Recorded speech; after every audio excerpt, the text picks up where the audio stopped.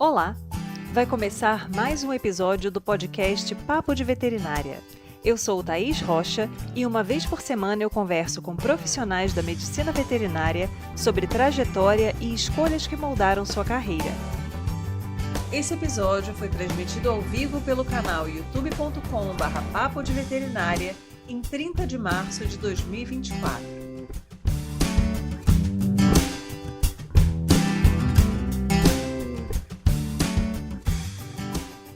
Vamos descobrir mais sobre o trabalho na área de medicina felina através da história e das percepções da nossa convidada? Renata Camozzi, médica veterinária graduada pela USP de São Paulo, nos conta como passou do desejo de trabalhar com equinos para o trabalho com clínica de felinos, quais escolhas durante a graduação e depois dela proporcionaram a vida que ela tem hoje e quais sugestões ela daria para médicos veterinários e estudantes que têm afinidade por essa área de trabalho. Ela ainda compartilha informações super importantes sobre as particularidades dos felinos e como é a melhor forma de cuidar deles. Vamos juntos? Seja muito bem-vinda, Renata. Obrigada, Thaís. Eu fico muito feliz de estar aqui. É uma honra poder participar do Papo de Veterinária e falar um pouquinho aqui mais sobre a minha trajetória na medicina felina, na veterinária, né? Muito contente, vamos que tem bastante coisa para a gente falar. Maravilha. Renata, então, como é que é a sua rotina de trabalho, tendo esse enfoque especialmente em gatos? Como é que é a sua atuação, né? Atendimento agendado? Vamos lá. Então, assim, hoje a minha rotina é só gatos, né? Já tem muitos anos, já deve ter, sei lá, uns 8 anos, talvez, que eu só atendo gato. Com o horário marcado, né? Hoje eu trabalho num hospital que é só de gatos, então só tem atendimento de gatos. Não fico mais em atendimento emergencial e tudo, claro, né? Que quando tem emergência eu ajudo a equipe, enfim, eu fico lá sempre, então sempre tô auxiliando nos casos e tudo, mas os meus atendimentos mesmo são com horário marcado. E eu atendo numa clínica que é mista, né? É clínica de cães e gatos, na Ivete, mas eu fico só com a parte de felinos. Então hoje eu acho que eu já até emburreci um pouco em cães. No começo eu atendia cães ainda, hoje em dia é só gatos mesmo. E além disso, eu fico muito na parte de cursos, né? Então eu coordeno 2 turmas de curso de pós-graduação pelo Instituto Pava, em Medicina Felina, eu dou bastante aula, palestra, então eu fico muito nessa parte tanto de estudos, mais ou menos acadêmica, né? Não é bem acadêmica porque não está inserida numa faculdade nem nada, mas então fico muito nessa parte de aula mesmo, e no atendimento prático, eu acho que uma coisa super complementa a outra. Mas hoje minha rotina é isso. Eu tenho ainda uma equipe de atendimento domiciliar, presto algumas consultorias, enfim, então tem vários braços aí, não só de atendimento, né? E hoje em dia já é bem mais comum a gente ter essa especialização, esse direcionamento para a medicina felina, né? Acho que começou um pouco aquela coisa, vamos ter um atendimento cat-friendly, né? Começar a respeitar mais a natureza do gato, as particularidades do gato quando comparado ao cachorro. Mas hoje em dia a maioria das universidades já tem esse olhar e já tem esse direcionamento, com muitos professores que inclusive já militam nessa área. Agora, quando você estava na graduação, já tinha esse aspecto também de ter essa especialização e esse direcionamento para a medicina felina, guardando essas diferenças do cão para o gato? Ou você ainda chegou a pegar um pouco daquela coisa, né, de muitos atendimentos serem, o gato é um cachorro revoltado, né, apenas um mini cachorro pequeno. Tem que respeitar essas particularidades. Nossa, é até engraçado, assim, ouvir, né, você falando e perceber que a gente já está falando de um tempo aí, de quando eu me formei, né, que tem quase 15 anos, como as coisas mudaram, né, de lá para cá. Então, quando eu me formei, eu acho que eu peguei um pouco essa transição de o gato não é um cão pequeno, também porque eu fiz USP e o meu professor, eu tive o professor Valdo como um professor que, né, uma das maiores referências aí no Brasil de medicina felina, então já tinha um pouco esse olhar, já tinha bastante, na verdade, esse olhar. Mas na medicina veterinária, isso assim, na verdade, foi um privilégio de eu ter estudado onde eu estudei, ter tido professor perto de mim e tudo mais. Mas assim, na medicina veterinária naquela época, assim, quando eu me formei,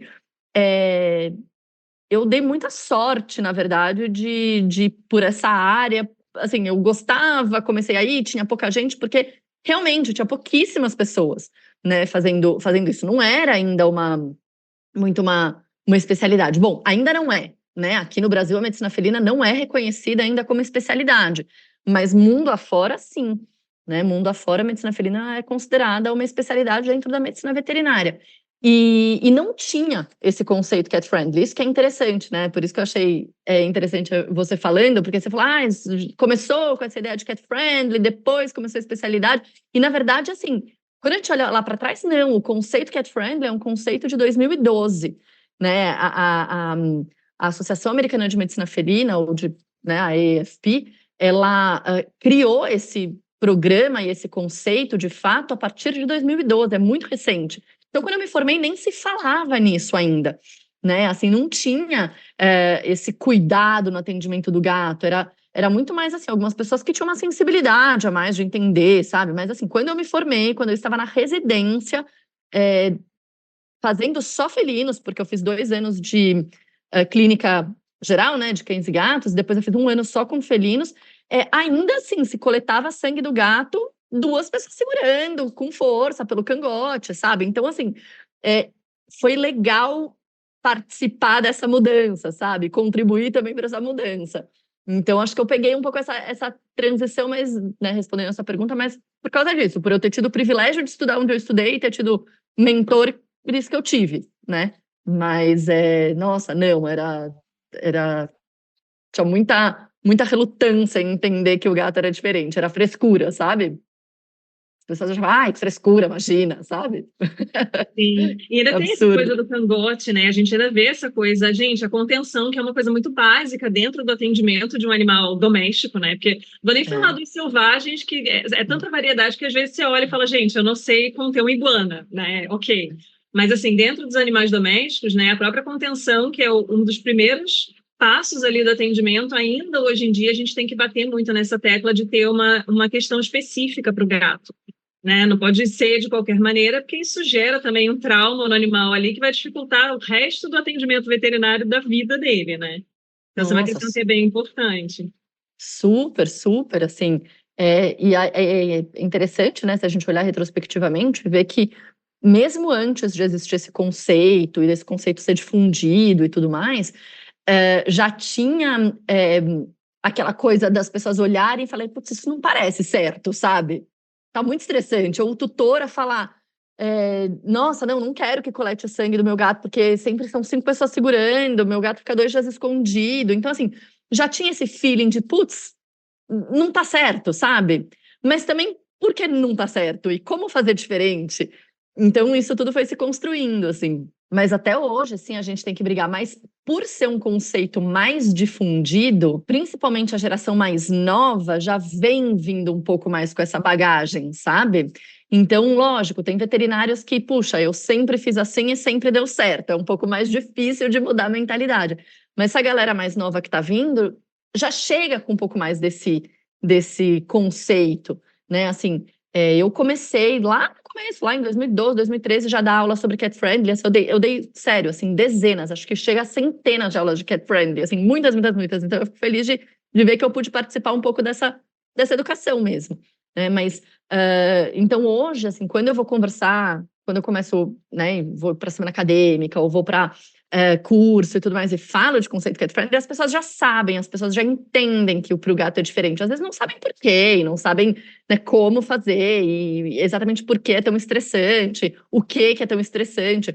Mas, assim, hoje em dia já é um conceito, isso lógico, né? Tô falando de grandes centros e tudo mais. Se você vai mais para interior, para lugares mais, né, não tanto centros, grandes cidades, metrópoles e tudo, a gente ainda se depara muito com essa dificuldade aí de entender as particularidades do gato mesmo. E aí, considerando, né, todas essas questões da particularidade do atendimento de gatos, provavelmente isso vem mais ou menos em consonância ali. Então, foi aumentando o número de pessoas que tinham gatos como animais de estimação, porque há um tempo atrás também o gato era aquela coisa meio peridomiciliar, né? Tá meio que na rua, meio que dentro de casa, e aí muita gente já tinha aquela restrição com relação ao gato não gosta da pessoa, o gato gosta da casa, gosta da comida, não tá nem aí pro tutor, né? E com o cachorro isso já vinha mudando, e aí hoje em dia a gente tem tanto gatos quanto cães como membros da família, né? E aí a gente tem essa questão de muitas pessoas estarem tendo gatos como animais de estimação, eu acho que não sei nem, né, se em algum momento não vai chegar a superar o número de cães, por várias questões diferentes. Então, a gente tem a praticidade, entre aspas, de ter um gato. Às vezes é um animal que tolera ficar mais tempo em casa sem comer todos os sapatos e destruir todos os móveis, né? Diferente do cão, você tem que levar para passear e tal. Mas vários conceitos já estão surgindo, inclusive de levar o gato para a rua para passear também. Então, tem tanta coisa mudando, né, sendo estabelecida e descoberta com relação ao comportamento do gato e as necessidades dessa espécie, que eu gostaria de ver se você poderia comentar sobre questões que você acha que são importantes, assim, numa orientação geral para quem tem gatos ou para quem lida com gatos, que muitas vezes são meio mito, assim, na área. Então, aquelas questões que todo mundo acha que é de um jeito e já se descobriu que não, né? E aquelas orientações básicas que você percebe que na rotina muita gente deixa passar batido. Então, nossa, não fazia nem ideia, né? Como eu já ouvi assim com outras espécies, por exemplo, nossa, eu nunca ouvi falar que um jabuti precisa beber água. Por que o jabuti precisa beber água? Então, umas coisas assim, você fala, gente, Porque não precisaria, né? exatamente. Então, acho que assim, é legal bater nessa, assim, falar sobre isso. E eu acho que a primeira coisa, que é um mito, é que o gato precisa de menos cuidado que o cão, né? Então, assim, acho que a primeira coisa que as pessoas pensam quando elas vão ter um gato é, o gato precisa de menos cuidados. E acho que, em parte, sim, né? Acho que o gato ele é mais independente, ele tolera melhor ficar mais, vai gostar, né, de ficar mais tempo sozinho. Então a gente sabe que países economicamente mais ativos e que as pessoas estão mais inseridas, homens e mulheres mais inseridas no mercado de trabalho, tem uma taxa populacional, né, de gatos como pet muito maior do que países subdesenvolvidos. Então, os países economicamente ativos têm mais gatos, países da Europa, Estados Unidos, enfim, Canadá, são lugares que já têm mais gatos que cães, né? De fato, o gato é menos dependente, não precisa sair para passear, para tomar banho e tudo mais. Mas, muitas vezes, as pessoas se confundem de entender que o gato não precisa de tanto cuidado. E pelo contrário, né? Até pelo gato ser mais discreto em manifestar os sintomas, e isso é muito uma característica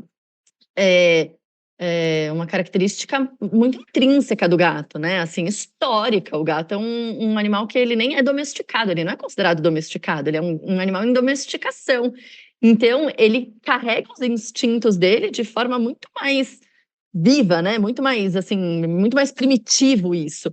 Então, eles não vão demonstrar, porque se eles têm na natureza um comportamento solitário, de serem caçadores e também serem presas ao mesmo tempo, e eles vivem de forma solitária, eles vão demonstrar o mínimo possível a fraqueza, porque senão eles se tornam alvo fácil, senão eles não caçam, senão eles não comem, eles morrem. Então, assim, eu falo que Papai do Céu, né, colocou, tudo bem, o gato é esse animal, mas colocou o tutor do gato à altura, né, porque são pessoas muito observadoras. Então, assim, eu sempre falo para os meus alunos, olha, se um tutor de gato falar para você, olha, meu gato tá estranho, acredita, tá estranho, não importa, ele me olhou diferente, ele sempre pede para eu colocar comida para ele, e hoje ele não pediu, sabe, eu saí da cama e ele não saiu atrás de mim. Então, essas mínimas coisas são já motivos da gente ter que prestar atenção, né? E essa história de, o gato se vira sozinho, então eu não preciso levar no veterinário. Imagina, o gato não tem acesso à rua, que problema que ele vai ter? Que ele pode ter de estresse aqui, sabe? O gato tá aí, fica o dia inteiro dormindo e tem comida de bandeja aqui que pode ser estressante. Então são conceitos e ideias muito equivocadas. A gente precisa oferecer, não é nem mais enriquecimento ambiental que a gente fala, né? Mas é prover as necessidades ambientais do gato. Então ele é um animal que na natureza ele é super ativo, né? Essa coisa de, ele dorme 20 horas por dia, porque ele não tem outra coisa para fazer, né? Quando a gente domicilia esse gato. Então, ele precisa, assim, caçar várias vezes por dia. Ele precisa caçar, para cada tentativa, né? Aliás, para cada acerto, sucesso de caça, ele tentou 8 a 10 vezes. E ele precisa ter cerca de 10 a 15 caças bem-sucedidas durante o dia. Então, assim, ele tem, né, um nível de atividade alta quando ele não está domiciliado.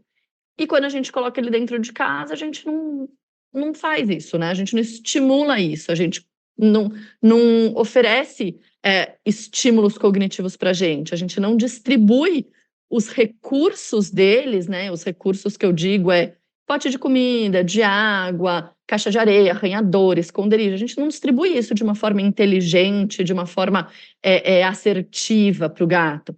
Então, assim, acho que são muitos pequenos detalhes, sabe? Que até isso, sempre durante uma primeira consulta, eu fico uma hora, assim, com o tutor conversando, para explicar mesmo todas essas necessidades ambientais do gato, o que ele tem que se atentar para entender se o gato está doente ou não, qual é a motivação para levar o gato no veterinário, com que frequência que a gente vai levar esse gato no veterinário, se tiver tudo bem, né? Então, acho que o primeiro conceito é esse, né? Não, o gato não precisa de menos cuidado, ele precisa de bastante atenção, na verdade. E aí, pensando em termos de formação profissional, escolha de carreira, o que te levou a escolher a medicina veterinária como profissão? Bom, acho que eu sou uma daquelas pessoas que fala, nossa, desde criancinha eu queria ser veterinária. Acho que desde que eu tenho 5, 6 anos de idade eu já queria ser veterinária, né? Isso nunca foi muito uma dúvida para mim. E olha quem tá aí, já tô vendo. Daqui a pouco o meu gato aparece aqui também. Então, assim, eu nunca tive muito dúvida sobre isso. E eu brinco que, assim, para as coisas banais da vida, eu sou a pessoa mais indecisa que existe. Então, se eu vou numa sorveteria, eu sou capaz de escolher todos os sabores e pegar sempre o mesmo, sabe? Assim, mas para algumas coisas da vida, assim, eu sou muito decidida. E isso é uma coisa que eu sempre quis. Mais engraçado que, assim, eu sempre quis ser veterinária, mas eu queria ser veterinária de cavalo. Então, eu queria ser cirurgiã de equinos, na verdade. E quando eu entrei na faculdade, as pessoas falavam, nossa, você tem tanto cara de clínica de pequenos animais, e eu me sentia ofendidíssima. Eu falava, imagina, porque eu acho que eu tinha na minha cabeça, né, eu vou ter um pet shop, um banho e tosa, e de forma nenhuma desmerecendo isso, mas nunca foi o meu sonho, porque eu queria fazer a parte de medicina, né, mesmo. E aí eu tinha preconceito comigo mesma, sabe? E aí, no fim, eu sempre tive gato, minha família sempre teve gato. Não, eu não sou gateira doida. Eu falo que eu dou um exemplo para os meus clientes, né? Quando me perguntam, quantos gatos você tem? Eu falo um só. Um só? Acho que eu tenho que dar um exemplo para vocês. Eu brinco que ter gato é que nem quando a gente começa a ficar loira, né? Eu já fiz muitas luzes, assim, e cada vez você faz mais, e mais, e mais, e mais, vai viciando. E gato é a mesma coisa, tipo, ai, eu não tenho dessa cor, sabe? Ai, não tenho dessa raça, começa a ser assim. Mas enfim, voltando. Então, eu sempre quis fazer veterinária e queria ser cirurgia de equinos, eu montava quando era mais nova e tudo. E quando eu entrei na faculdade, eu comecei a entender que eu ia gostar mais da rotina mesmo de uma clínica de pequenos animais. E eu sempre gostei muito de gato, sempre tive muita afinidade de gato.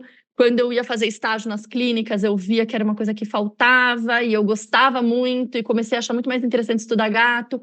Enfim, no segundo ano da faculdade eu já sabia que era isso que eu queria fazer, e aí eu fui trilhando daí, né? A partir daí. É sempre interessante quando a gente tem, né, essa mudança de perspectiva, porque é bastante comum as pessoas entrarem no curso pensando em uma área. Ah, eu quero trabalhar com essa área aqui, e aí, às vezes você, ou quando tem um contato, cursa disciplina, né, percebe que aquela não é a rotina que você quer, aquele não é o tipo de atuação que vai te realizar, e aí o aluno muitas vezes se sente muito perdido, né, como se fosse uma coisa assim, nossa, agora acabou para mim, né, não sei quem sou eu, o que eu vou fazer da minha vida. E às vezes é muito conflitante, porque a gente tem, às vezes, o contato com áreas muito diferentes até quase o último semestre da faculdade. Então, a parte de alimentos, né, a parte de inspeção, às vezes a pessoa vai ver só no final do curso e ninguém nem faz ideia que o médico veterinário trabalha com isso, e aí a pessoa fica muito tempo naquele limbo de não saber para que lado que ela corre, né? E aí tem essa coisa da sensação do tempo desperdiçado, assim, mas eu fiz muito estágio nessa área aqui e agora descobri que talvez não seja bem isso que eu quero. Então é sempre bacana, né, quando as pessoas têm essa mudança durante o curso, né, percebem ali que não é a área que elas queriam, porque acho que dá aquele respiro para o aluno que ainda está meio perdido no que ele precisa, né, no que ele quer fazer de fato em termos de carreira. E aí, o que você teve de experiência durante a graduação que você acha que foi importante para a sua formação ser mais sólida? Nossa, isso é muito verdade mesmo, né? Eu tenho várias amigas e colegas, enfim, que fizeram a faculdade inteira uma coisa e depois que se formaram foram para outra área. E eu acho assim, quando a gente olha depois de passado um tempo, porque quando a gente tá vivendo aquilo, é tipo todo o seu tempo de vida, toda a sua carreira você jogou fora. Quando você olha e fala, meu Deus, isso não vai mudar nada, tipo, na sua vida, sabe? É, é, assim, eu tenho amigas super bem-sucedidas que não fizeram aquilo que elas entraram para fazer na faculdade, ou que elas fizeram durante a faculdade inteira, e que, sabe, puxa, num curso, depois já formada, pensou, nossa, tenho muito mais a ver com isso. Então, assim, acho que é, se tiver alunos escutando a gente, ou recém-formados e tudo, não tenham medo de testar, de fazer estágio em várias áreas, mesmo quando você achar que você sabe o que você quer, porque eu acho que durante a graduação é mais importante você definir o que você não quer do que o que você quer, porque é muito difícil você saber o que você quer, né? Tanto que, assim, eu falo, desde o segundo ano eu quis fazer felino, sim, mas eu não deixei de fazer estágio em outras áreas. Eu fiz estágio com equinos, com gado de leite, com gado de corte, com animais silvestres, com um monte de coisa, né? Com cães, em áreas específicas, cardiologia, anestésia, com mil coisas, né? E até, assim, para justamente ver, não, isso eu não quero por causa disso, isso eu não quero por causa daquilo. Então, assim, mais do que a gente ter tanta certeza do que a gente quer, é muito melhor você ir testando para saber o que você não quer, né? E, e assim, na faculdade, a gente acaba, por exemplo, eu fiz uma faculdade que era período integral, então é difícil de fazer estágio, é difícil de você conseguir experimentar muito, sabe? Acaba sendo curso, acaba sendo estágio em férias, são poucas as clínicas e os ambientes que aceitam estagiário que não seja o estágio obrigatório. Então, assim, é desafiador mesmo. E quando eu falo, ai, nossa, desde o segundo ano eu já sabia o que eu queria, né? Quando eu me formei mesmo, no estágio obrigatório, eu lembro que eu tinha feito um mês de estágio na USP mesmo, no serviço de clínica médica, pronto atendimento, etc. E é muito caótico, assim. Eu falei, meu Deus do céu, tipo, eu não quero fazer residência aqui, sabe? Eu quero fazer em outros lugares, eu nem sei se eu quero isso. Será que é essa rotina que eu quero? Porque daí é lógico, você acaba extrapolando muito, né? Para, tipo, ser clínica de pequenos animais é isso. E não é uma experiência que você teve daquilo, né? Tanto que, assim, isso pouquíssimas pessoas sabem, mas quando eu me formei, eu comecei a prestar um monte de trainee, assim, tipo em Nestlé, nem lembro o que que era. Eu lembro que eu prestei na Nestlé, na.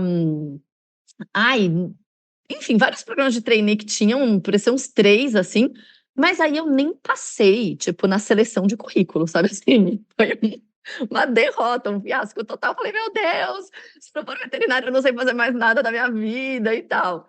E aí, lógico, eu tinha meus pais, assim, que falavam, imagina, o que você vai prestar, essas coisas, tem nada a ver com você, tipo, por que isso agora, né, enfim. E aí, então, assim, é normal, né, durante o processo, você pensar e repensar e duvidar, né, e achar que é, depois achar que não é, e, enfim, tudo bem, né, faz parte do processo. Sim. E aí, Renata, pensando em características pessoais que você percebe que são interessantes para pessoas que querem trabalhar com felinos, o que você acha que a pessoa pode estar atenta, né, durante a formação? Porque tem questões de características que a gente já tem de forma inata. Então, eu sou uma pessoa metódica, eu sou uma pessoa observadora, eu sou uma pessoa, enfim, né, várias características diferentes. Agora, tem algumas características e algumas formas de lidar que você pode treinar e desenvolver, sem nenhuma limitação. Você vendo que aquilo é necessário para a sua rotina, você começa ali e fala, não, eu tenho que ser mais organizada nisso aqui, para tocar um atendimento, eu tenho que seguir essa sequência aqui, que aí eu vou ter um melhor resultado. Então, o que você percebe de característica pessoal que é interessante para quem gostaria de trabalhar com felinos? Isso é bem legal, né? E até aproveitando e juntando um pouco com a sua primeira pergunta, que eu percebi agora que eu não respondi ela completamente, que você tinha me perguntado também sobre o que talvez eu possa ter feito para, né, para ter essa escolha e tornar minha carreira sólida e etc. Acho que uma coisa que é muito importante, assim, é ser estudiosa. Eu sempre fui muito estudiosa, né? Então, eu sempre estudei bastante, eu sempre procurei saber mais do que aquilo que me ensinavam. Eu acho que eu sempre fui muito, eu nem sei se isso é uma qualidade ou um defeito, mas uma característica, eu sempre fui muito desconfiada. Então, e curiosa. Então, assim, eu via uma palestra, no começo, né, quando você está aprendendo, você absorve tudo aquilo que você você ouve, né? E se você confia naquela palestrante, enfim. Mas eu sempre fui muito curiosa, tipo, por que isso? Eu sempre questionei muito, sempre perguntei, sempre li. Então, saía de uma palestra, de uma aula, eu lia sobre, eu queria saber mais, queria saber a fundo. Então, acho que, assim, são coisas que te ajudam a sair um pouco da média. Assim, eu lembro que tinha uma professora que ela falava que a maior parte das coisas os veterinários vão saber resolver. E tem muita coisa que o paciente vai melhorar por causa do veterinário, algumas independente do veterinário e algumas apesar do veterinário. E eu nunca quis ser essa pessoa, o apesar do veterinário, sabe? Então, acho que estudar, então, estudar frequentemente mesmo, sabe? Procurar ler bastante. E isso acho que são coisas que são treino, né? Tá próximo de pessoas que você confia, tá próximo de pessoas que você admira, ou que você vê características ou que, né, que você admire, ou que você acha que de repente falta em você e é uma forma de você aprender. Isso é muito legal. E eu acho que uma coisa muito importante, de verdade, assim, eu nem acho que seja só na medicina felina, acho que na medicina veterinária como um todo, mas isso acho que na medicina felina tem um peso muito grande, que é você ter empatia. Então, não seja um veterinário técnico. E isso é uma coisa, só técnico, né? Isso é uma coisa que eu vejo que às vezes as pessoas estudam e sabem muito e tudo mais, mas não têm o tato de entender aquele paciente, de entender o que aquilo significa para aquela família, de como você tratar a família. Porque no fim das contas, assim, por mais que doa escutar isso, a gente trabalha para o ser humano, né? Então, assim, o nosso juramento, quando a gente se forma, não é pelo animal, é pelo ser humano. Então, assim, a primeira coisa que eu acho que as pessoas precisam repensar é: eu faço veterinária porque eu não gosto de gente, eu gosto de animal.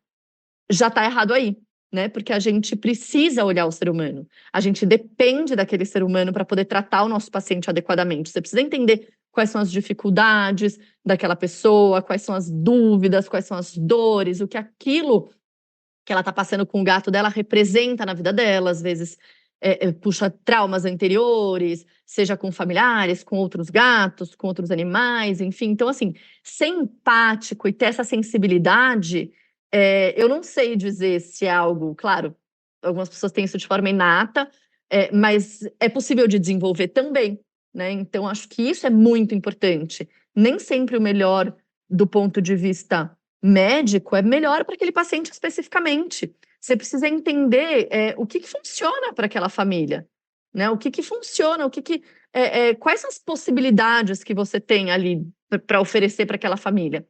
Então, acho que isso é muito importante. Claro, você ser técnico, você estudar, você ser curioso, você ler, você tudo, isso é muito importante.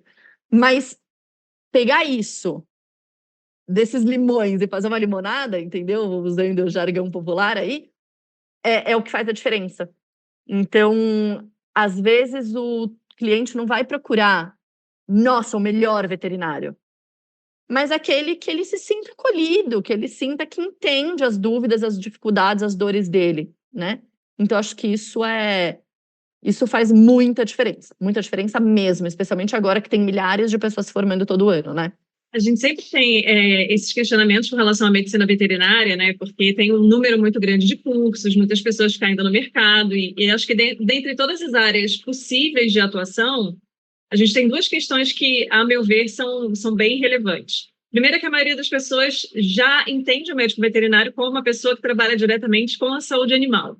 Então, a maioria das pessoas, o contato que tem é do veterinário que cuida do seu animal de estimação, e quando a criança resolve ser médico veterinário por conta também desse exemplo, dessa interação.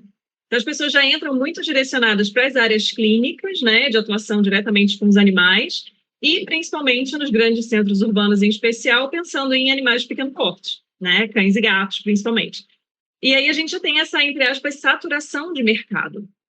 E aí tem esses outros aspectos que a gente, às vezes, comenta em sala de aula, discute com os alunos, às vezes isso é falado em palestras, mas isso não tem como ser ensinado durante o curso. Vamos ter uma cadeira aqui de como fazer o atendimento empático, né, do tutor, do seu cliente, como ter um arcabouço psicológico para suportar o dia que você não está bem e o tutor chega com uma demanda emocional gigantesca.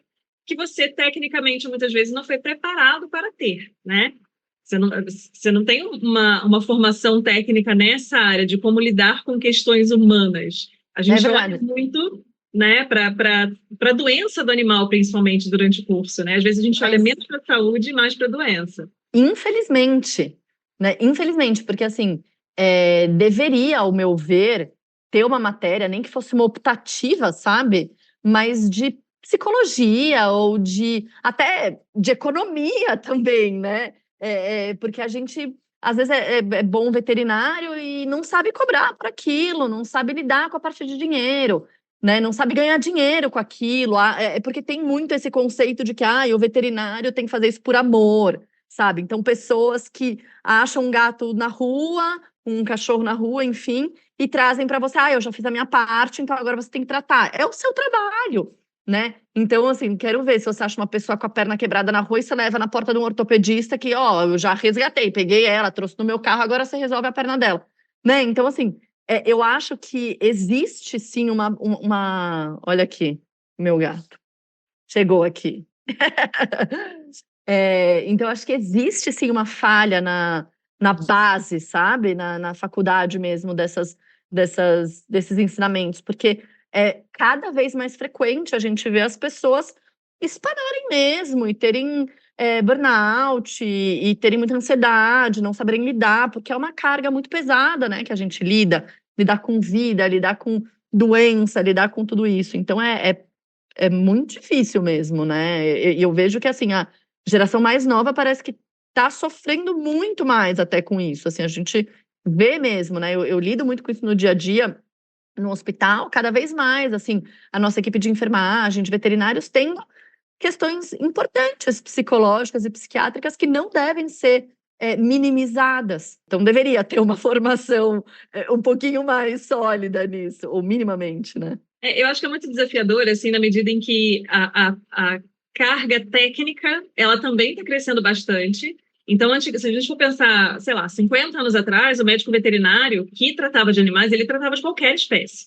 Chegasse o cara com uma galinha embaixo do braço, com um cavalo, com uma vaca, com um cachorro, o cara tratava de todo mundo, né? Então, o cara meio que sabia sobre tudo. Hoje em dia, a gente já vai especializando mais dentro das áreas, e a quantidade de conhecimento que se tem, né, a super especialização dentro de cada uma das cadeiras da medicina veterinária é muito grande. E aí é importante que os alunos tenham esse olhar também. Eu acho que a faculdade pode levantar essa bola de, olha, você precisa ter esse cuidado com a colocação de limites, com observar como é que é o mercado de trabalho, com ver quais são as outras ferramentas que você vai precisar para se inserir no mercado, porque não é só você ser tecnicamente qualificado que vai te trazer sucesso, né? Você precisa ter uma vida, né, que também te supra em outras esferas, então convivência familiar, né, hobbies, enfim, outras coisas. E aí é importante a gente ficar levantando esses tópicos assim para os alunos terem esse olhar para a necessidade de um cuidado com a sua saúde mental, com a colocação de limites. E são coisas que a gente não aborda muito no curso, porque é tanto conteúdo técnico específico da veterinária para falar, que assim, ia ficar 25 anos na faculdade e não ia terminar, né? O tanto de questões que a gente precisa de uma formação direcionada. Então é bacana que as pessoas também, paralelamente ao curso, né, comecem a prestar atenção. Poxa, eu acho que observar a questão da parte financeira, né, eu me organizar financeiramente, começar pequeno. Então, começar como é que eu vou gerir a minha bolsa de iniciação científica? Como é que eu vou gerir, né, se eu for residente, ganhar uma bolsa de residência, mesmo que eu more com os meus pais? Como é que eu vou administrar esse dinheiro? Né, para as pessoas irem também se instrumentalizando para quando chegar numa fase em que tá você lá, né, jogado no meio da selva lá com aquela competição, né, e todas aquelas demandas técnicas e sociais e emocionais, você ter como se virar, né, você ter como evoluir bem na carreira e não ter essas questões muito limitantes, assim, principalmente relacionadas à saúde emocional, né, então é sempre interessante a gente trazer, e aí eu queria perguntar para você, assim, quais foram as dificuldades que você teve nessa esfera, né, de colocação de limite, de, por exemplo, estabelecer horário de trabalho, que a gente sabe que no início da carreira, principalmente, a demanda é muito grande, a gente quer se dedicar muito, porque a gente quer aprender cada vez mais, e a tendência da gente mesmo se sobrecarregar é gigantesca. Então, tem uma cobrança externa, né? Ai, doutora, cheguei aqui com esse gato, ai, o vizinho descobriu que você é veterinária, e aí bate na sua porta e te liga de madrugada, né? Aquelas coisas que a gente sabe que acontecem. O que foi para você, assim, importante parar, observar, falar, ó, isso aqui, do jeito que eu estou caminhando, não tá legal, preciso realmente me reorganizar aqui nesse aspecto. Nossa, isso é muito difícil e é um aprendizado constante, né? Não existe um momento que é um turning point que você falou assim, nossa, a partir daqui minha vida ficou tranquila porque eu institui limites, né? E eu acho que, inclusive, tem altos e baixos dependendo de como a gente está emocionalmente também. Tem épocas que pega muito mais a ansiedade, enfim, a cobrança e etc, né? Eu sou uma pessoa que eu tenho super dificuldade, assim, quando eu saio de férias, eu não consigo desligar. Até porque na maior parte das vezes a gente, na maior parte, não sei, né? Mas assim, muitas vezes a gente é autônomo e tem também aquela coisa de, pô, se eu não der assistência para o meu cliente, ele não vai ficar satisfeito, ele vai procurar outra pessoa. E isso acontece muito, principalmente quando a gente é recém-formado, que a gente, enfim, que a gente quer ganhar confiança, né? Tanto dos clientes, quanto da pessoa com quem você trabalha, dos seus chefes. Então, isso é mais difícil, eu acho, até para quem está começando. Mas eu acho que a melhor forma de lidar com isso é conversar mesmo com o cliente. Hoje em dia eu falo abertamente, assim, é engraçado porque antes eu dava o meu e-mail para os clientes, porque o e-mail é uma coisa que você responde quando você pode, nunca é urgente, aquela coisa. Hoje em dia as pessoas usam muito pouco, né? As pessoas já esperam o WhatsApp, as pessoas querem que você te dê que as pessoas querem que você dê o seu WhatsApp. E o WhatsApp tem aquele senso de urgência, as pessoas estão muito loucas, né? Acho que a pandemia reforçou isso, é até meio clichê falar, mas né?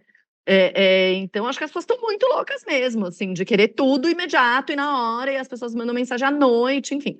Então, acho que assim, uma coisa que me ajudou foi ter um WhatsApp separado, o meu pessoal do meu profissional.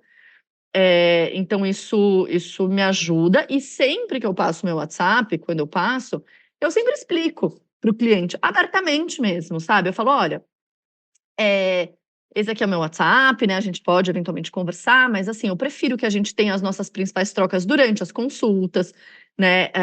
Não é uma boa troca a gente conversar pelo WhatsApp, porque eu perco muito em não examinar o paciente. Emergências, vai direto para o hospital, então eu já deixo um recado no meu próprio WhatsApp que se eu não respondi, aqui estão os contatos que você vai entrar em contato. Então, aqui estão os lugares, né, que você vai entrar em contato. Então, eu trabalho em lugares que eu confio muito, então eu sei que quando meu paciente chega lá, eles vão ter né, o atendimento e depois a equipe vai conversar comigo. Então, são coisas que você vai construindo. Porque não tem como você estar disponível o tempo todo e não é saudável você estar disponível o tempo todo. Então, assim, ter essa conversa e falar, olha, emergência não espera eu responder. Não espera, vai direto para o hospital, que ele vai receber o primeiro atendimento, sabe? Então, assim, acho que essa conversa muito clara é importante, né? Eu não costumo responder mensagens à noite, de madrugada, justamente porque, assim, é uma coisa que eu falo, não é que eu estou deixando de dar o suporte para o paciente, né? Eu deixei um contato de emergência para esse cliente, né? Mas eu preciso respeitar também outras esferas da minha vida, porque senão a gente não dá conta, né? Chegou uma hora que, assim, e até hoje, de vez em quando isso acontece, que se alguém me pergunta quem é a Renata, é veterinária. É como se a minha profissão me definisse. E isso não é incomum, né, de acontecer. Muitas pessoas são assim. E essa era uma coisa que eu me dedicava tanto, eu gostava tanto, mas que eu tornei isso a minha vida. E eu comecei a sentir falta de explorar as outras Renatas. A Renata que gosta de esporte, a Renata que gosta de trilha, a Renata que gosta de kite, a Renata que gosta de cozinhar, a Renata que gosta de ficar em família, a Renata que gosta de viajar. E isso é muito importante, justamente para me garantir uma sanidade mental para ser uma boa veterinária, né? Então, isso é um aprendizado diário, assim. Mas eu acho que o principal ponto é você entender quais são os seus limites, né? E eu penso muito assim, até quando eu vou lidar com qualquer outro profissional, tipo, eu preciso chamar o eletricista para minha casa. Eu não mando mensagem para o eletricista às 11 horas da noite. Eu não mando para ele, olha, fulano, desculpa te mandar agora, que senão eu esqueço, me responde quando você pode. Porque nisso o cara já viu, ele já, entendeu? Parou no momento. Eu não faço isso se não é urgente, eu mando em horário comercial, mas sou eu, entendeu? Então eu tento agir assim para poder entender o que para mim faz sentido aceitar que as outras pessoas ajam, né? Óbvio que eu lido com vidas, óbvio que eu me ponho disponível, tudo isso a gente precisa, né? Também acho ruim não me pôr disponível para o cliente. Isso é ruim, falta acolhimento e tudo, mas eu acho que ter essa conversa com o tutor e explicar qual é a sua disponibilidade é a principal parte, mesmo, o principal ponto. E falando sobre experiências internacionais, né? O que você considera que é interessante, de repente, para quem tem a possibilidade e o interesse de buscar uma complementação da formação internacional, focar quando a gente pensa em medicina felina? Quais são lugares que são referência, né? Como é que a pessoa pode fazer essa busca por profissionais que, de repente, vão dar aquela incrementada no currículo, assim, no conhecimento dela? Ai, lógico, isso é muito legal. Eu fiz bastante coisa, assim, nesse sentido. Então, enquanto você está na faculdade, é mais fácil, porque muitas faculdades já têm convênio com faculdades no exterior.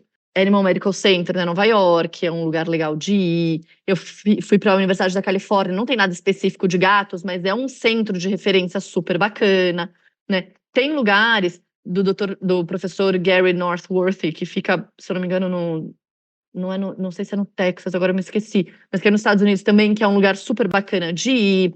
Então, tem lugares muito legais, assim, nos Estados Unidos para ir. E eu fiz estágio na Universidade de Edimburgo, na Escócia, que tem um super serviço de medicina felina, que foi muito legal. Mas tem lugares no mundo inteiro, né? Então, assim, eu sempre fui muito da cara de pau, de mandar e-mail e falar: olha, eu sou a Renata, sou estudante de veterinária, ou estou me especializando, ou estou estudando, gostaria de conhecer, enfim. E vai, e uma hora dá certo, né? Então, assim, isso é muito legal, fazer estágio, estar perto dessas pessoas é muito legal. E, obviamente, ter bom senso, porque a rotina deles e a vida deles e a medicina veterinária lá fora é diferente, então não é tudo que é aplicável aqui, mas é legal de ver coisas diferentes. Fazer cursos. Então, assim, tem muitas faculdades que disponibilizam cursos gratuitos ou até pagos. Então, quando eu me formei, eu não fiz especialização em medicina felina aqui no Brasil. Eu já dava muita aula e até dava aula para algumas pós-graduações e tal. E aí eu lembro que o professor Valdo falava muito para mim: Renata, não faz curso de pós, tinha muito pouca, tinha 2 pós-graduações, assim, e não eram tão legais, sabe, na época. E aí eu fui procurar um curso de aprimoramento em medicina felina fora, e eu achei um pela Universidade de Sydney, na Austrália, que era à distância, mas ao mesmo tempo tinha um contato direto com os professores, fóruns de discussão de casos e tal, então foi muito legal. Então, assim, buscar mesmo esses cursos no exterior, isso pode ser muito legal. Se bem que tem muita coisa muito bacana aqui no Brasil também, né? E aí, minha última. Bom, eu todo ano vou para congresso internacional, então isso é muito enriquecedor também. E até porque às vezes a gente olha e fala: nossa, que legal, tem muita coisa que a gente já faz aqui, sabe? Às vezes até para olhar e falar assim: nossa, a gente acha que lá fora eles são incríveis, mas a gente também é bom aqui, sabe? Então é legal para isso e justamente para ver coisas fresquinhas que estão saindo de pesquisa e tudo. Então, esses congressos são bem enriquecedores. E acho que minha última experiência mais importante, assim, internacional, foi a prova de título.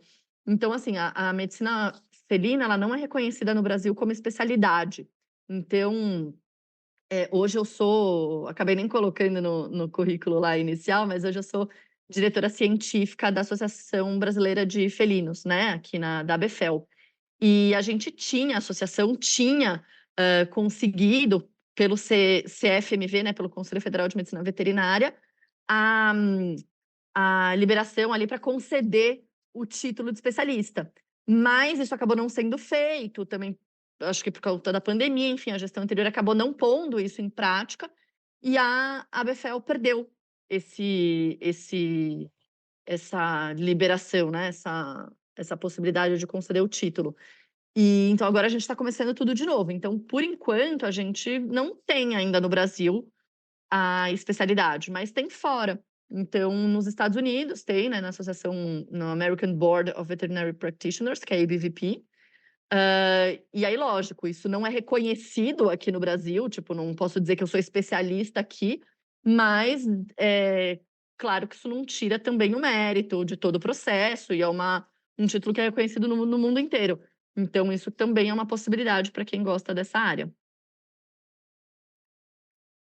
E aí, Renata, tem alguma coisa que eu não te perguntei ainda e que você acha que é importante trazer para os estudantes, para as pessoas que se interessam pela parte de medicina felina?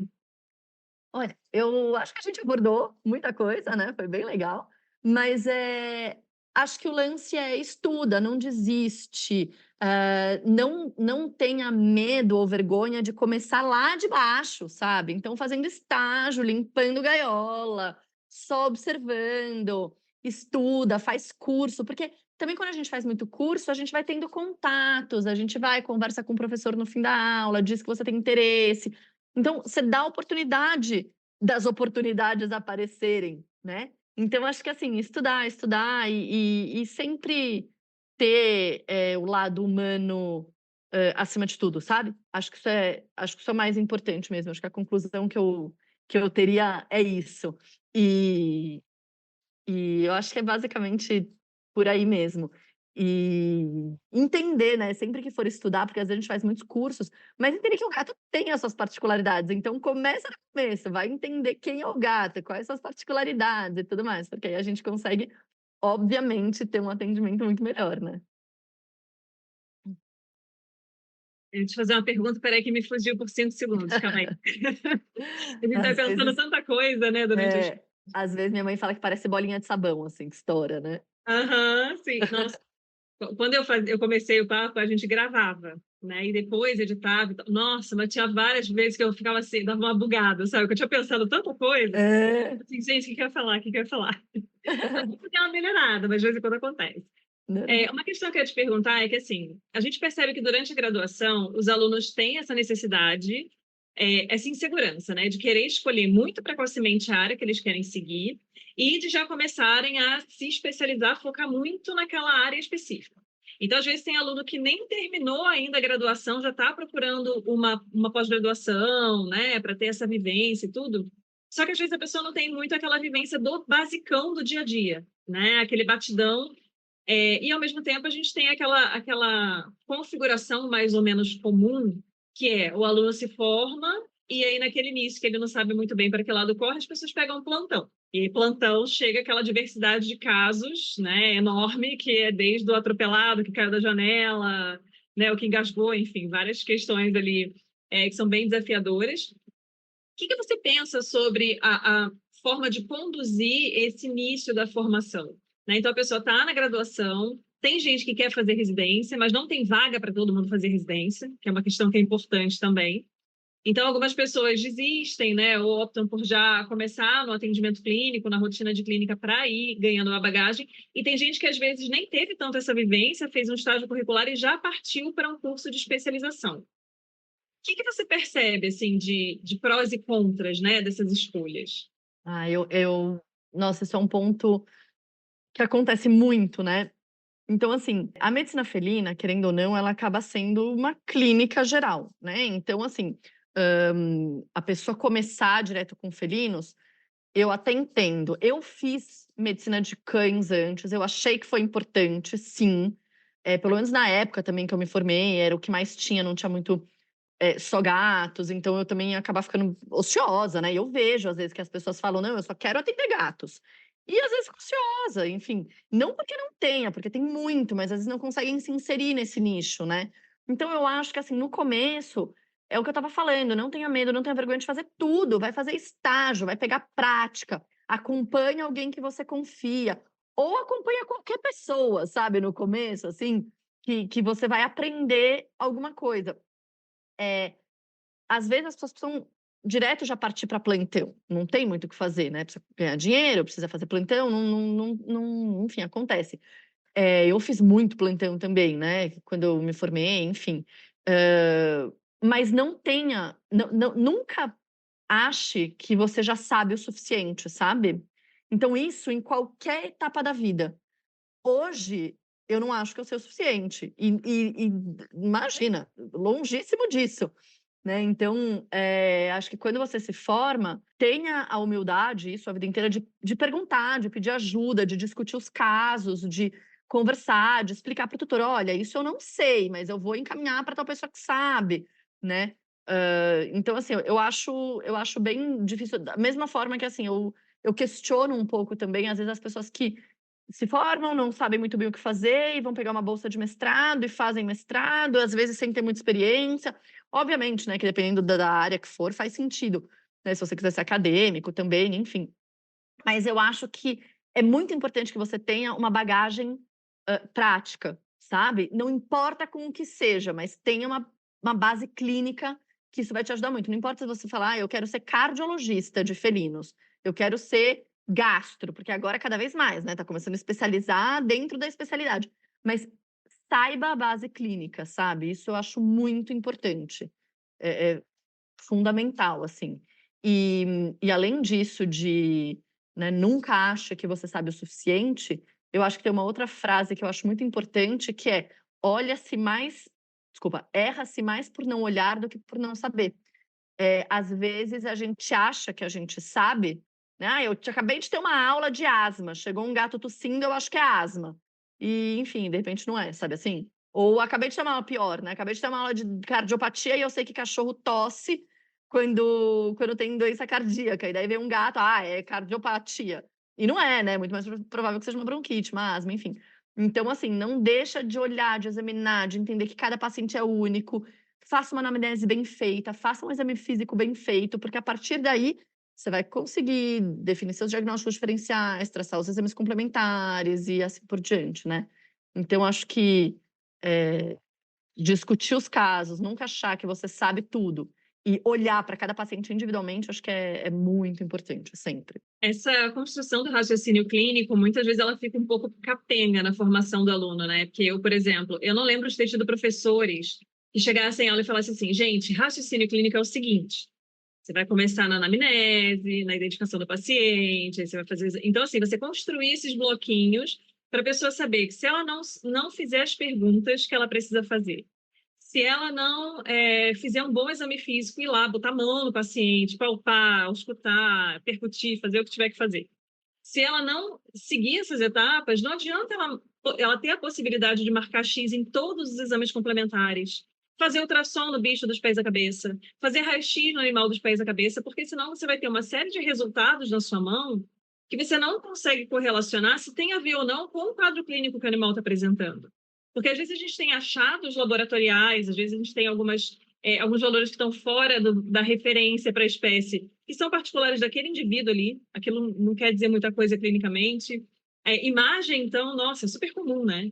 Vi uma imagem, nossa, o que será que. Gente, isso não é nada, né? Clinicamente, É, nesse momento aqui, para esse quadro, não é nada. Então, assim, e existe muito essa muleta, né? Eu lembro que a gente via bastante quando eu fazia residência em Jaboticabal, que hoje o raio-x não está funcionando. Gente, era um caos. Assim, cliente é. nos parava, não vai E é um atender mais. exame complementar, né. Ele é Sim, complementar, ele não exatamente. é diagnóstico final, a Sim, clínica tem que ser mais exatamente. importante. Não, é E é nessa vivência, né? É nesse dia a dia, assim, é nessa coisa de pegar, de acompanhar, de ver vários casos que você vai refinando essa habilidade. é. E assim, não é porque está disponível que a gente tem que fazer, né.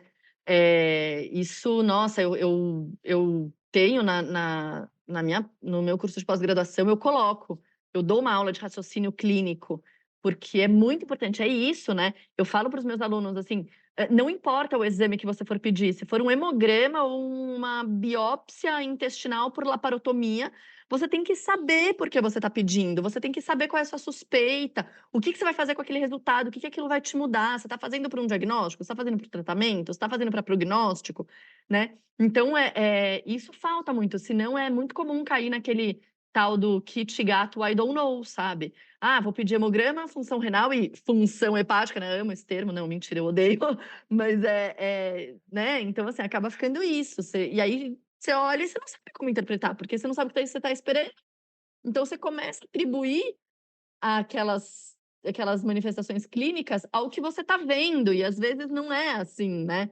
Então, nossa, esse raciocínio clínico é fundamental mesmo, e é muito fragmentado, isso não é dado de uma forma contínua. A gente tem primeiro patologia, depois a patofisiologia, depois a gente tem a clínica, depois a gente tem a anatomia, e a gente não vê isso de uma forma completa, né. Grada. Cada doença específica. Nossa, como se um gato viesse com uma única coisa, esse gato tem isso, né, é um combo de várias coisas juntas, né, você precisa entender como elas se relacionam, enfim, é Sim. desafiador. E essa construção do conhecimento ela é bem complexa, né? Porque, na verdade, quando você vai dar uma aula de clínica, geralmente você segue o quê? A sequência do livro. Aí você É, começa pela etiologia. Vamos ter uma aula hoje sobre PIF. Só que o é. paciente não chega com a placa, é PIF. Vai sair o Exato, exame para confirmar. Então, é você isso. tem que, né, no início, você não sabe o que está acontecendo ali. Você tem que investigar para descobrir. E, às vezes, o aluno passa a graduação inteira, termina o curso e não se ligou que é assim que acontece. É, Então, é muito verdade. importante, né, essa questão de você saber o que você vai pedir, para que serve aquele exame complementar, para que serve aquela conduta, porque existem proprietários que chegam, né, de carteira aberta, pode fazer o que for necessário, mas eu acho que, de uma certa maneira, é interessante essa vivência em lugares que tem pouco recurso, porque você aprende a fazer aquilo que efetivamente é necessário, né? Porque a gente se É verdade. acostuma também, a gente tem essa natureza, né, de se acostumar, não, não pode pedir tudo, então pede, né, tá tudo bem, vamos ver o que que tem. E aí, no final, É. você se perde, né, com tantos achados ali, tá? E às vezes o animal tá mal clinicamente, os exames estão todos normais, aí você fica assim, putz, e aí, né, como é que resolve? Mas e assim, às vezes, é por isso que eu sempre falo, né, não é porque a gente tem disponível que a gente tem que fazer. Você tem que respeitar não só, né, obviamente, os recursos do tutor, mas tem que respeitar aquele paciente, ele precisa passar por tudo aquilo, você precisa de tudo aquilo, e eu vejo, assim, que principalmente a geração mais nova vem vindo muito com essa cabeça de medicina humana de fazer tudo em todos. Exames invasivos, exames não invasivos, tudo, sabe? Também porque eu acho que, claro, as pessoas, os clientes têm muito mais acesso à informação. Então, eu acho que aquele medo que tem na medicina humana de processo e isso está começando a vir também para a medicina veterinária, né? E é por isso que eu sempre converso com o tutor. Eu falo assim: olha, o ideal seria eu fazer isso, isso e isso. Mas eu consigo me virar com isso, isso e isso. Por onde vamos? Né? Traz o tutor, o cliente para tomada de decisão, explica o que você precisa, por que você precisa, o que você quer ver, né? Então isso é super importante. E com certeza, assim, começar num lugar que tem poucos recursos é uma forma de forçadamente você ter que exercer mais o seu raciocínio clínico. Quando eu estava na USP, eu lembro que era assim: nossa, olha, vai custar R$ 150, tudo bem, né? Estamos falando de 15 anos atrás, isso significava mais dinheiro, mas. E a pessoa não podia, né? Ela não tinha condições. E depois eu saí, no ano seguinte, eu estava num lugar que você falava: olha, vai dar R$ 3.000. A pessoa falava: tá bom, pode fazer. Acho que agora vai dar mais, vai dar 10. Tá bom, pode fazer, né? E eu lembro que quando eu comecei, né, num outro hospital, não é nenhum desses lugares que eu trabalho hoje, mas eu ficava chocada, eu falava, por que as pessoas estão pedindo tudo isso? Por que o paciente veio para fazer um exame de check-up e estão pedindo as bilirrubinas dele, sabe assim? Então foi bem interessante começar num lugar que tem menos recursos, né? Isso você concordo 100%. E é interessante que hoje em dia a gente já tem os hospitais públicos também, né? São Paulo tem alguns, né? Hospitais Exato. públicos, assim. Então, até para os alunos terem essa vivência é interessante, porque aí você pega uma rotina, mas eu acho que tem outra questão que é importante também, que o aluno sempre tem aquela insegurança de não saber o que fazer, mas as casuísticas acabam sendo ligeiramente viciadas nos lugares, né? Então, você está numa determinada clínica, você vai pegar muito caso de uma mesma coisa, assim. E, eventualmente, vai aparecer alguma coisa diferente. Então, também é aquele raciocínio, né? Quando você vai construir os seus diagnósticos diferenciais, você não vai começar com a doença que foi relatada uma vez na Patagônia Argentina. Tipo assim, tem aquela Exato. da literatura. Você É, vai daquele básico que tem em todo canto, né? Então, claro. é importante reforçar isso também. Concordo, nossa, é verdade. E é engraçado que tem épocas, né? A gente brinca que, nossa, agora a gente tá na fase de pegar os gatos com ureterolitíase obstrutiva. Daqui a pouco, nossa, é fase e tá todo mundo em sepse. Vem um monte de gato em sepse. De repente, nossa, tá todo mundo com PIF. É engraçado isso, assim, também tem umas épocas, eu não sei o que acontece, mas isso é verdade. E aí, Renata, você já tinha comentado, né, sobre a importância do tutor levar o gato periodicamente ao médico veterinário para avaliação, sobre a questão de vacinar o animal, mesmo quando ele vive em apartamento, que não tem contato com outros animais. Que são recomendações, assim, qual seria a periodicidade, dessas visitas, considerando que, teoricamente, para o tutor o animal está sadio? Isso, é muito bem definido, né, em diretrizes internacionais, em guidelines internacionais. Então tem, da American Association of Feline Practitioners, a AFP, o guia dos estágios de vida. Então a gente sabe que em cada estágio de vida, quando o gato é filhote, quando o gato é adulto, quando o gato é idoso, enfim, ele tem alguns exames específicos que a gente tem que pegar e pedir com determinada frequência. Falando assim, super resumidamente, a gente fala que até o gato ter mais, ser um adulto, né, de mais ou menos uns 7, 8 anos, a gente faz avaliações uma vez por ano, e depois disso a cada 6 meses, né, 2 vezes por ano. Muito simplificadamente falando, né. E lógico que se tiver alguma comorbidade, a gente tende a aproximar um pouco mais dessas avaliações. E são nessas avaliações que a gente vai entender qual que é o estilo de vida do gato e a necessidade que ele tem pela vacinação e por quais vacinas. Então, não é tipo, levo meu gato uma vez por ano para vacinar e já faz um check-up. É ao contrário. Levo meu gato com a frequência que o veterinário propõe e a gente discute quais vacinas e com qual frequência a gente vai fazer esse protocolo de vacinação. É engraçado que muitas vezes a gente ouve a recomendação oposta, né? Eu acho que acaba ficando estabelecido que, vacinação, a gente bate muito nessa tecla, né? Tem que vacinar, tem que vacinar, tem que vacinar, e tem que insistir muito para as pessoas fazerem outras vacinas além da antirrábica, né? Principalmente se o animal tem acesso à rua. E aí acaba ficando isso, né? Então, quando levar para vacinar, faz a consulta. E é interessante ter essa construção inversa, né? Porque a minha área de trabalho é grandes animais, então grandes animais a gente sabe que as vacinas têm uma infinidade de possibilidades, a gente vai fazer aquelas que são importantes para aquela região, para aquela epidemiologia específica ali daquela área, né? Em pequenos animais, como eu não tenho tanta vivência, né, em termos de ensino da área, acaba ficando um pouco, para mim, acabou ficando um pouco daquele conceito assim, nossa, tem que fazer tudo, todas as vacinas tem que fazer, né? Então, para pequenos tem aquelas, né, V não sei quantos, V10, né? V285, né, vacina pra caramba. Então, é interessante você trazer isso, assim, que como eu não tenho contato com a área, né, então a ignorância minha é 100%, para mim o conceito era um pouco oposto, assim, sabe? Tipo, regularmente para vacinar. Então, é bem bacana trazer isso, né, porque às vezes a gente tem formas, né, de trazer informação que mudam muito o que vai ser feito, o que precisa ser esperado com relação ao atendimento do animal, né? Sim, não, é exatamente isso, é completamente isso. E eu falo que, assim, tem os veterinários que tem 2 opostos, né, os veterinários que vacinam contra tudo, tipo: "Nossa, se tiver uma V15, vamos fazer a V15", né. E tem aqueles que falam: "Não, o gato não sai de casa, não precisa vacinar". E não é isso, né, o protocolo ele é individual, a gente tem que traçar o protocolo individual, lógico. A gente tem as diretrizes internacionais, né, a frequência que a gente tem que fazer e tudo mais, mas tudo tem que ser interpretado com muito bom senso e traçado um protocolo para cada animal. E isso é discutido nas consultas, né, não o contrário. Então é importante que a gente garanta para o tutor, né, que a gente garanta não, mas que a gente proponha para o tutor uma frequência de visitas e que nessas visitas a gente discuta as possibilidades de vacina que a gente tem. Eu acho que uma questão muito importante com relação à área médica em geral é que a maioria das pessoas se sentiria mais confortável se houvesse uma resposta pronta para todas as perguntas, né? Então, às vezes você A gente também, né? Seria o mundo ideal, né? É. Mas assim, talvez você tenha pessoas mais próximas que te mandam de vez em quando uma foto, um vídeo, o que é isso aqui?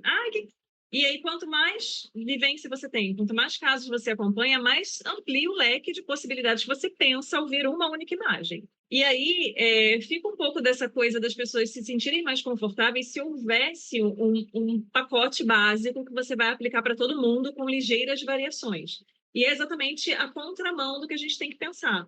Porque além das questões físicas, né, que a gente tem com relação aos animais, então, eventualmente vai ficar doente, vai acontecer alguma coisa, vai passar mal, enfim, vai precisar de algum procedimento, a gente também tem as questões emocionais que começam a ser vistas mais, né? Então, até de alterações emocionais familiares dessa dinâmica, né? Quando a pessoa, por exemplo, o animal é meu filho, fica no colo, aquele contato, aí as doenças que a pessoa tem, o animal tem também, então é uma outra esfera, né? Um outro olhar para a saúde desse animal que a gente está começando a ter assim uma inserção também na medicina veterinária.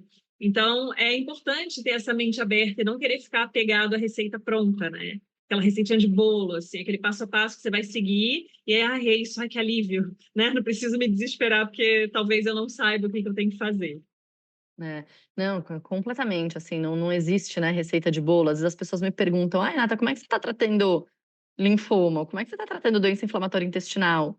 Ou, eu tô com um paciente que tá vomitando direto, o que pode ser? Nossa, tipo, vamos lá, né? Vamos abrir o livro aqui. Então, assim, eu sempre começo, calma, de que a gente tá falando, né? Gato, fêmea, macho, que raça, quanto tempo, tarará. Então, assim, é tanto um quebra-cabeça clínica e é tão linda por isso, e é tão legal e desafiadora por isso, sabe? Que seria muita sacanagem a gente reduzir a clínica médica a receitinhas prontas, né? Pacotinhos prontos. Então, isso a gente vai criando e construindo com o tempo. Essa visão, né? De que nem toda doença inflamatória intestinal tem que ser tratada da mesma forma, nem toda, enfim, doença renal tem que ser tratada da mesma forma. Renata, eu gostaria de te agradecer muito pela presença, né, por você ter disponibilizado seu tempo aqui para estar com a gente, para responder várias perguntas, contar um pouquinho da sua história. É sempre bom, né, ter essas perspectivas de profissionais que são destaque nas suas áreas e que trazem a sua experiência, a sua vivência, essas impressões, porque eu acho que é algo que, às vezes, a gente tem mais dificuldade em acessar. Né? Então, normalmente, a gente é chamado para dar uma palestra técnica, falar sobre uma doença, falar sobre, né, um sistema, e a gente fala muito pouco sobre quais foram os entraves que a gente encontrou, quais foram os desafios, né, quais foram as dificuldades que a gente teve, e às vezes isso leva o aluno a achar que, nossa, a pessoa está lá, né, enfim, certificada, que legal, né, e deve ter sido fácil, deve ter sido tranquilo, eu que estou aqui penando, porque, sei lá, tem algum problema comigo, né? Então, é sempre interessante a gente ter essa possibilidade. Então, queria te agradecer por estar aqui com a gente hoje. Eu que agradeço muito, foi uma delícia ter essa conversa. E até complementando um pouco o que você falou, acho que tem isso, né? Nossa, é fácil, mas também tem aquela pessoa que fala, é tão impossível que nem vou tentar, sabe? Acho que tem os dois lados. E vamos embora, é dia a dia, assim, sabe? É grãozinho em grãozinho a gente vai construindo. E foi super bacana estar aqui. Eu queria agradecer mais uma vez o seu convite. Adorei poder falar um pouquinho de coisas não técnicas. E parabéns pelo seu trabalho e pelo espaço aí. Se eu puder deixar meus contatos aqui, caso alguém queira conversar também, o meu Instagram é o @Renata Camozzi, com 2 Z's, né? CAMOZZI, _felinos. Então, ali, se vocês quiserem me mandar perguntas ou, enfim, qualquer coisa, eu tô super à disposição aí para conversar com quem quiser. Muito obrigada, Renata. Este foi o Papo de Veterinária. Obrigada por ficar conosco até aqui. E não esqueça de compartilhar com seus colegas que também gostariam de saber mais sobre a profissão. Toda quarta-feira temos vídeos novos no youtube.com/Papo de Veterinária. E às segundas-feiras estarei aqui com vocês para mais um episódio. Até lá!